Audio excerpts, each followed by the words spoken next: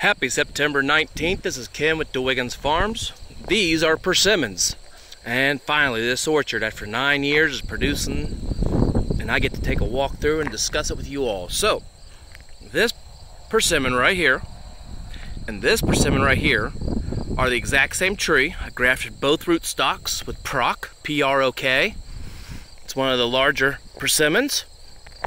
And the way you know these guys are ripe is when they hit the ground. So next year, I'm gonna have to get me a netting system. But, get the gum out. So this one could be a little astringent at the early season, but as it gets later like this, it gets like this. So this is a large American persimmon. Some don't like the little bit of blackness there visually. It has seeds. Oh, let's see here. What else would I like to describe this as? Well, you know what? Let's just go ahead and take a little bite here. You can see the inside. The best way to describe a persimmon, kind of like a tomato texture when it's ripe. It has a feel like it. Has a little bit of a orange flavor, a lot of orange flavor without the citrus. A little bit of honey, a little bit of cinnamon. It can be used into bread, juice, alcohol. So, this was PROK. Pretty good. I'd say this is probably out of this little bit of here, about 30 varieties I've got, I'd say this is probably my 5th favorite. So, put that down for the raccoons or whatnot, or come back and get it for alcohol later. Any case, this right here is WS. WS 8-10. This is Gary Lehman. It is a decent persimmon. It's not as big as PROK, but I do prefer it over PROK.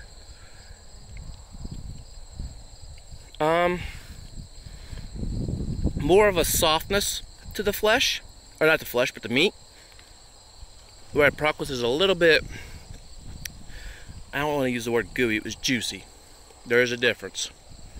So, that's alright. So this one right here is Rosianca. And this is a half Asian and half American. Now, as you notice, it's still green. And I could be totally wrong because this is only my 2nd season with this one. Last year I only had 1 fruit and I harvested it too early, so it was cottonmouth. But there's a couple things going on with this. One, look at the size of that fruit. Okay, so Asian varieties are larger. That's why I wanted this. It's one of the few that's cold hardy up to here. So when it comes to Asians, we have to breed them with American to try to get them to be more cold resistant. And with the Americans, they're not as big. And with the Asians, again, there are ones that are, when they're ripe, they're almost crunchy. And there's other ones, when they're ripe, they're just like the other 2 I just showed you. So, this one I believe is supposed to get hard, and you can turn it into persimmon chips, dehydrate it. I've had them, they were very delicious. My goodness, they were delicious. So, since this is my only 2nd year, I can't give you a rating on the flavor. But the ones I have tried that were dehydrated by Mrs. England over at Cliff England's farm down in Kentucky, which is where I get all my genetics from for the most part. And it was really good. And so I think this one right here is not the same as the last one. This one is Dollywood, or Jim Claypool's D128. That is important for those that are breeders in the future because this is such a young cultivated fruit. You can see the color on it. You can see the size on it. Real good producer. I haven't had enough of these to try yet to give you an honest feeling on it. But you can see it's got a little bit of the blackness like the PROK did, but not nearly as much. And it's a little bit smaller, but that's okay. So, I just hit the ground. Hang on. Alright. Oh no. I'm picky. So,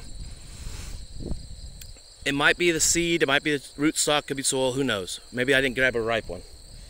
but I'm gonna call it the Kenny scale. I want a 0 on the astringency. 1 being you could barely feel it in your mouth. 10 is just, it's excruciating, which would be like a green persimmon. Not a nice trick to play on your friends. But this one, I'd say out of that, it's probably like a 3. That's way too much for me. So I can try a different one and suffer some more. But I know better. This one's got, it's still a little. Oh yeah, that's awful. That is awful. So I'm gonna say that's like not even in my top 20. This is, however, my top 1. Ooh man, my mouth hurts. Get out of here, fly.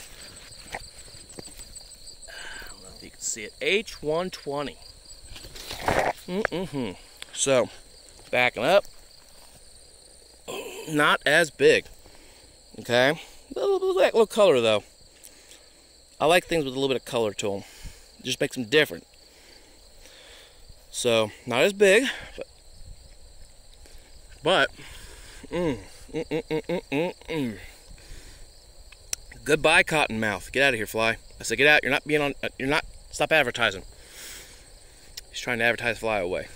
Anyway, sun's getting hot, but this is my favorite out of all of them I've tried so far. It's a good meaty. It's just meaty. It's got a good flavor. It's got a good texture, everything. It just needs to be more so. So I will be taking every single one of these seeds and cultivating them, putting them out in the field, because I know for a fact half of them are bred with that Rosianca male that I have, which I haven't shown you because it doesn't have fruit on it, because males don't reproduce like that. And then I have a male that contradicts what I just said. It's an American male that does flower. So I'm going to put them out, and I'll be able to tell if it's either a quarter Asian or 100% American within a couple of years. Just look at the leaf. Man, that's good. And so there's some other ones out here. I don't know what variety this is. I'd have to look at my notes. But I would guess it's Prox just by the size of it. I'd probably put up here just to have a backup. This one over here is Elmo. Real good one. Look at that. Look at all that fruit production. If you're a deer hunter, that's what you want. Especially right now, it's dropping fruit. So this one is almost as good as the H120. Sorry, I didn't show you the. Here, do it like this.